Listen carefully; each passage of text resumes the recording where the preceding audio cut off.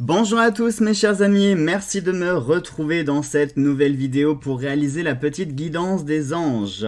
Et pour ce faire, donc on va utiliser, pour ceux qui connaissent, le jeu, le cercle messager des anges de Dorine Virtue. On va s'accompagner avec l'oracle Ad Vita Aeternam. Et je vous rappelle un petit peu le principe, donc pour les nouveaux qui ne connaîtraient pas ce système-là, et puis pour ceux qui connaissent, ça vous rafraîchira un peu la mémoire. Je vous ai disposé 2 cristaux pour diviser le plateau en 2, puisque nous allons avoir 12 catégories, 12 domaines, que nous allons... alors on va pas tous les travailler, puisqu'on va en travailler que 2.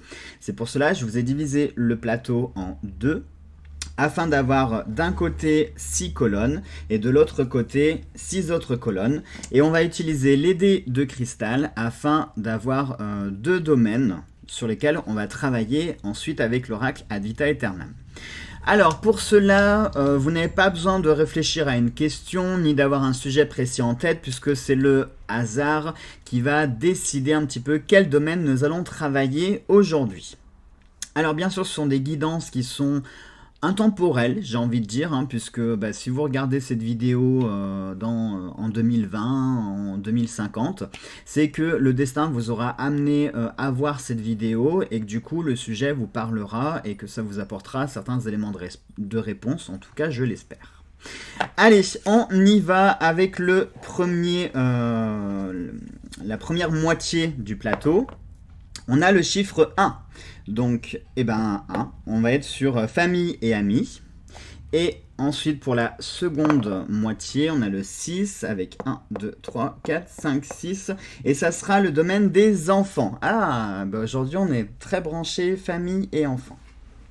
Allez, maintenant, donc on va commencer avec le domaine de la famille et des amis. On va se prendre les 2 dés et on y va. Avec le chiffre 4.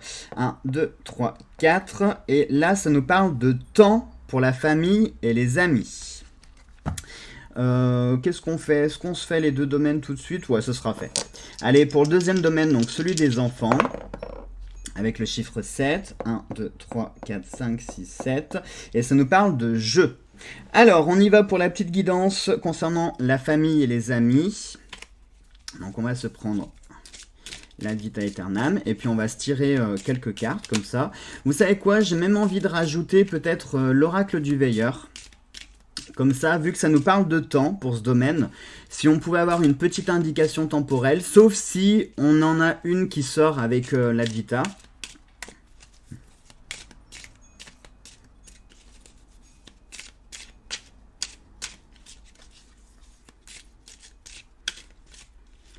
Allez, on y va, on se fait la coupe, hop.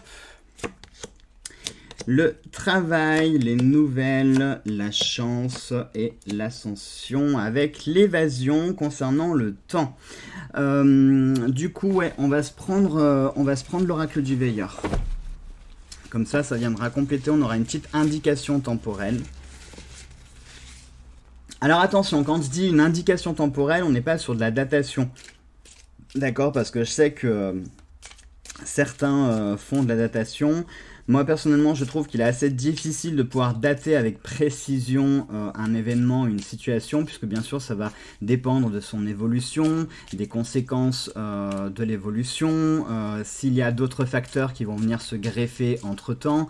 Donc, c'est très compliqué quand même de pouvoir faire de la datation assez précise. Là, moi, je préfère parler d'indication temporelle pour nous donner plus ou moins une période, c'est-à-dire qu'à l'instant T, on serait sur tant de temps.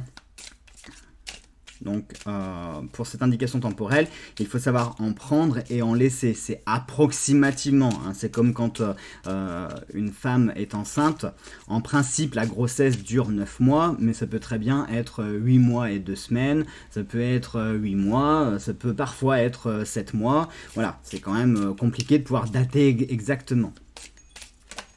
Ah bah regardez, on a une carte qui vient de se retourner. Ah bon, on en a même 2. 2, janvier est peu fiable. Alors, est-ce que ça pourrait nous parler en plus? Vous voyez ici, ça nous dit « Tout dépend de toi ». On est sur une réponse qui nous dit « peut-être ». Tout dépend de toi et la datation serait peu fiable. Donc ce qui veut dire que pour le moment, c'est pas forcément le bon moment. Et ensuite, pour l'autre carte qui est tombée, ça nous dit pour toi, soigne ton image, ton ego, ton corps et ton âme. Et là, ça nous parle de janvier, donc ça nous plongerait sur une période de 5 mois. Ce qui peut être assez cohérent, puisqu'effectivement, si on parle là tout de suite à l'instant T, c'est peu fiable. C'est-à-dire que si vous voulez faire évoluer les choses là tout de suite, maintenant ou dans les mois à venir, ça ne sera peut-être pas forcément possible, mais il faut compter 4-5 mois pour peut-être que les choses se mettent en place. Alors, pour la famille et les amis, eh bien, ça va nous parler de travail. Aussi paradoxal soit-il, le travail fait partie, bien sûr, du cercle amis et famille, hein, puisqu'on peut être amené à travailler avec sa famille ou travailler avec ses amis. La famille, ça peut être également le foyer, donc ça peut nous parler d'un travail indépendant, d'une profession libérale, d'un statut, par exemple, auto-entrepreneur. Ça peut être une envie aussi de lâcher son travail. C'est-à-dire peut-être qu'en ce moment, vous posez des questions sur le fait de conservez-vous ou non votre travail. Est-ce que... J'ai envie de dire que je ressens en fait une envie profonde de changer, alors pas changer de carrière, mais changer de voie. On est carrément sur le fait de changer, de faire quelque chose, parce que vous voyez en plus on vous parle ici de soigner ton image, ton ego, ton corps et ton âme, donc ça tourne vraiment autour de vous, autour du consultant, hein, ou de la consultante, ça vous vise vraiment vous personnellement, c'est-à-dire que dans votre noyau familial et ami, peut-être que vous êtes trop à donner aux autres et que vous avez tendance à vous oublier justement. Et bien là, on vous invite à vous recentrer un petit peu sur vous, à penser davantage à vous, d'arrêter de tout le temps donner ou penser aux autres, etc. Ça ne veut pas dire qu'il faut devenir égoïste, hein, c'est pas ce que je suis en train de vous dire, mais parfois, voilà, quand on a un grand cœur et qu'on aime donner, on a tendance parfois à trop donner. Il y a des personnes qui savent doser, qui savent donner au moment opportun, et puis il y en a d'autres, hein, si je prends mon exemple, il y a d'autres personnes qui sont vraiment dans l'outrance, c'est-à-dire qu'on aime aimer, on aime donner, et à tel point en fait que on finit par complètement s'oublier. On arrive à plus compter ses heures, ni les efforts qu'on fait, ni les sacrifices, ni plus rien, ni plus rien. Et si on pouvait même donner notre culotte, on le ferait. Quitte à se retrouver complètement à poil. Parfois au sens propre du terme. Mais voilà, c'est ce qu'on vous dit de faire. Alors ça peut être un travail, soit une vraie voie professionnelle, c'est-à-dire un besoin d'indépendance, un besoin de liberté dans votre domaine familial. Et pour cela, si vous voulez vous consacrer peut-être plus, imaginons, c'est un exemple, imaginons que vous venez, je vous parlais d'accouchement, imaginons que vous venez d'avoir un enfant, ou vous avez un enfant en bas âge, et que le travail que vous effectuez à l'heure actuelle ne vous permet pas de vous occuper de votre famille correctement. Et par conséquent, eh bien, vous êtes complètement accaparé par votre travail. Et ce qui fait que vous ne pouvez pas vous occuper de votre famille comme vous le voudriez. Vous avez parfois le sentiment, en plus, comme on a la catégorie enfant, c'est peut-être lié, hein, peut-être que ça peut être lié en plus, hein, mais peut-être que vous avez ce sentiment de voir grandir vos enfants et de ne pas en profiter parce que vous passez soit votre temps au travail, soit votre temps sur la route à cause de votre travail. Donc voilà, ça peut vraiment nous parler du sujet professionnel, comme ça peut nous parler aussi de faire un travail sur soi, hein, le fameux pour toi, soigne ton image, ton ego, ton corps et ton âme. Tout dépend de toi en plus, donc peut-être que c'est un travail, mais un travail personnel que vous devez faire sur vous, peut-être apprendre à déléguer des responsabilités pour pouvoir vous alléger un petit peu de certaines tâches. Est-ce que ça peut être également le fait de penser un petit peu plus à vous et d'arrêter de penser tout le temps aux autres? Imaginons, on va reprendre les enfants, puisque ici ça nous parle d'enfants. Imaginons par exemple, vos enfants sont grands aujourd'hui, ils n'ont plus forcément besoin de vous, hein. Enfin je me comprends quand je dis ça, ils ont plus... Un enfant de 20 ans, il n'aura plus besoin de vous comme un enfant qui en a 2. Vous voyez, voilà, c'est dans ce principe-là. Donc peut-être que maintenant qu'ils sont un petit peu grands, qu'ils sont un petit peu autonomes, hein, même s'ils sont encore adolescents, ils sont quand même assez autonomes. Donc peut-être que vous avez moins besoin d'être tout le temps sur eux et qu'il faudrait un petit peu leur lâcher un petit peu de bride pour qu'ils puissent découvrir aussi la vie par eux-mêmes, tout en leur faisant comprendre que vous êtes toujours là et que vous serez toujours là et que vous serez toujours là pour pouvoir les aider, les soutenir, etc. Mais c'est une invitation à repenser à vous un petit peu, à vous recentrer sur vous. Pour moi, c'est vrai que je pense plus au côté carrière professionnelle, puisqu'en plus, on va avoir de nouvelles choses qui vont arriver. Il y a la chance, en plus, qui est là, qui va venir appuyer votre démarche, qui va venir vous aider. Et il y a une belle ascension qui se fait, et à tel point, l'ascension se termine même par le ballon. Donc, c'est une ascension. Pour moi, je vais vous dire ce que je ressens là, au moment où je vous tire ça. J'ai l'impression que vous avez un besoin de liberté, un besoin d'indépendance et d'autonomie, et que probablement vous allez peut-être changer de voie professionnelle qui vous permettra de vous concentrer davantage sur votre famille et sur vous-même en même temps, mais tout en conservant ce côté liberté, le fait de plus se sentir sous l'emprise d'un patron, de contraintes, etc., etc. C'est vous qui ferez un petit peu ce que vous voulez comme vous voulez. Ça peut être aussi des promotions. Peut-être que vous aimez également votre travail, que vous ne voulez pas le quitter, mais ça peut être une promotion dans les mois à venir. Ça peut nous parler d'une évolution, d'une promotion qui fera que du coup, au lieu d'être un simple salarié, vous aurez un grade au-dessus qui vous permettra de pouvoir gérer une petite équipe ou gérer quelqu'un, un stagiaire, un apprenti ou même un salarié, et qui vous permettra de pouvoir vous délester, en plus ça va bien avec le ballon, vous délester comme ça de certaines responsabilités, vous n'aurez plus à tout assumer, vous pourrez un petit peu plus respirer, et forcément si vous pouvez davantage respirer, automatiquement vous pourrez vous concentrer davantage à votre famille et à vous également. Et là pour le coup, tout se concorde super bien, on a le fait qu'on vous demande 4-5 mois pour que les choses se mettent en place, on a cette évolution qui va se faire, et le thème, en plus, ça nous parle de temps. Donc là, on y est complètement dedans. Allez, maintenant, on va passer à la catégorie des enfants avec le jeu. Alors, le jeu, pour moi, tout de suite, c'est le côté récréatif. Ça peut être... ça peut nous parler de plein de choses, le jeu. Ça peut être le côté récréatif, ça peut être le côté créatif, ça peut être le côté innocent, ça peut être la capacité, justement, à ne plus regarder avec des yeux d'adulte, mais apprendre ou réapprendre à regarder à travers des yeux d'enfant, apprendre à s'émerveiller à nouveau. Un exemple tout bête, mais vous allez au parc avec votre neveu, votre petit-fils, votre fille, enfin peu importe, et puis un truc tout bête, vous allez faire des bulles de savon, et voilà, apprendre à s'émerveiller de petites choses comme ça, toutes simples, de choses qu'on ne prend même plus le temps de faire, voilà. Mais bien sûr aussi, ça peut nous parler d'enfants, ça peut, et avant tout, ça va nous parler d'enfants. Oulala, voilà, ça compte pas, ça ne compte pas, il y a trop de cartes qui sont sorties.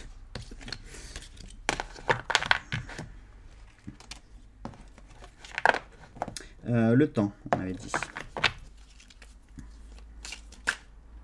Ah, par contre, celle-ci, elle s'est retournée. L'union. C'est marrant parce que l'union, l'enfant, ça me fait penser à adoption. Je sais pas pourquoi. Peut-être que ça vous parlera, mais ouais, j'avais le mot adoption en tête. Donc, je préfère vous le livrer plutôt que de le garder pour moi.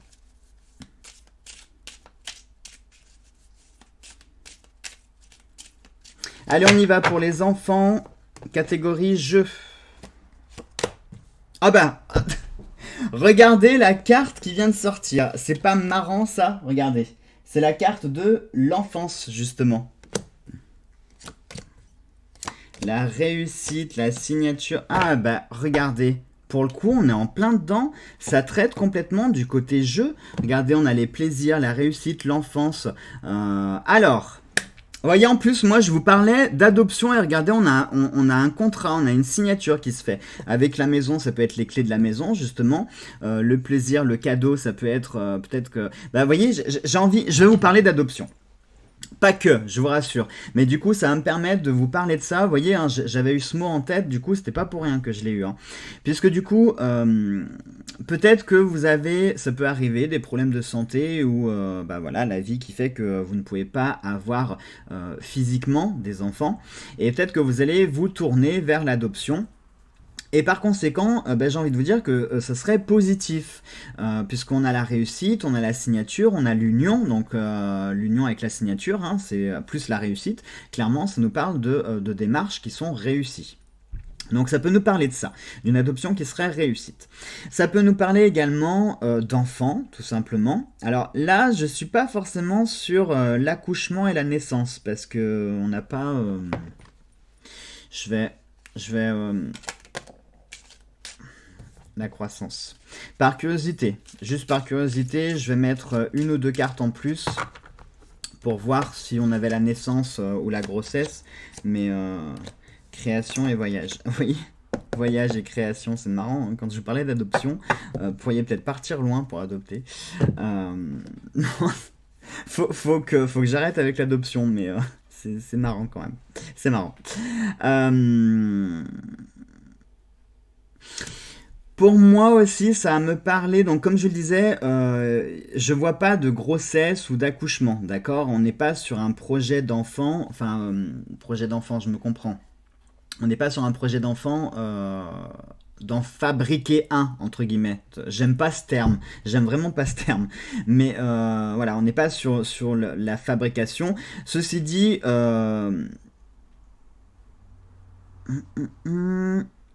Quoique, il y a la création ici. Oui, mais non, il n'y a pas la naissance, il n'y a pas la grossesse, et puis j'ai pas le sentiment, j'ai pas ce sentiment-là que ça nous parle de faire un bébé. Pour moi, si bébé il y a, c'est un bébé qui est déjà en route. Vous voyez, puisqu'on est sur la croissance, donc quelque chose comme ça qui monte, bah, comme le ventre d'une maman qui de plus en plus se tendrait. Et la création avec les engrenages.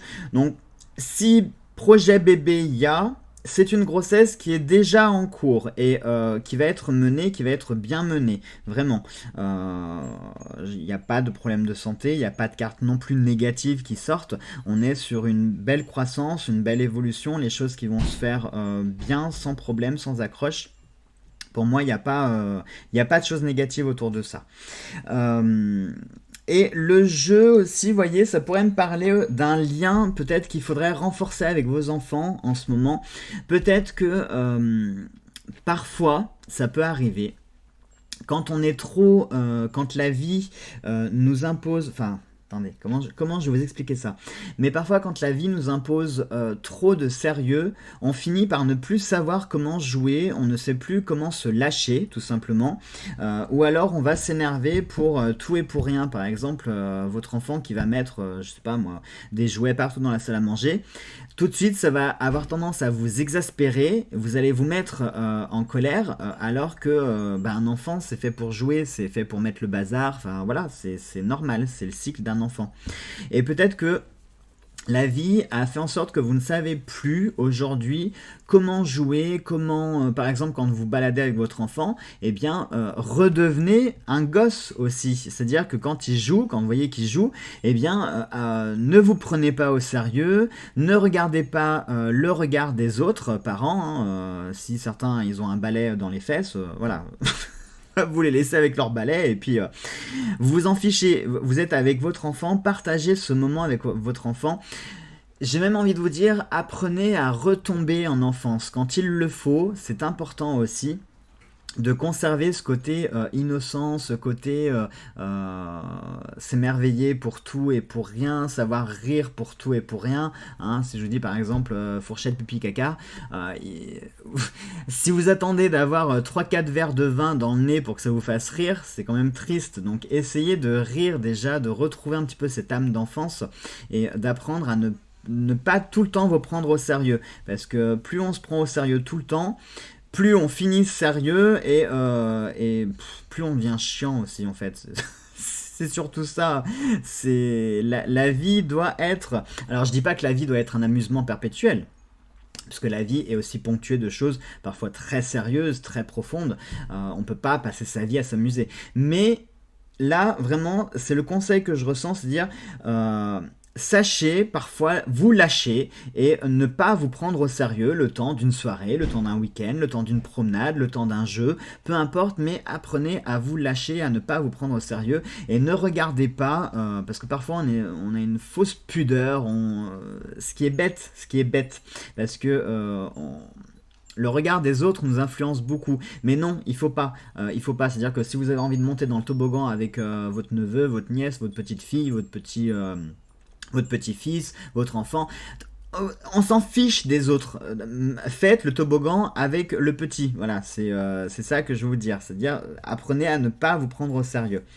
Et puis j'ai un sentiment aussi de, vous voyez, hein, quand on parlait de jeu, j'ai un sentiment avec le voyage, tout ça, peut-être de bouger un peu plus, de faire peut-être plus d'activités, de s'accorder des pauses, de s'accorder des plaisirs, de s'accorder des activités récréatives. Ouais, c'est comme un enfant, voilà, c'est-à-dire vraiment comme un enfant. Apprenez tout simplement à faire une pause. Vous laissez l'adulte de côté et vous ressortez vos pots de peinture, vos Lego, vos Barbie, et puis le temps, voilà, le temps qu'il faut. Alors, c'est pas au sens propre que je vous dis de sortir vos Barbies, mais par exemple, ça peut être plutôt que de sortir par exemple dans un bar un samedi soir avec ses amis, vous pouvez très bien rester à la maison, ouvrir une bonne bouteille de vin et puis vous sortez un bon jeu de société, un jeu d'ambiance et puis voilà, vous vous amusez tout simplement. C'est important de faire cette pause là.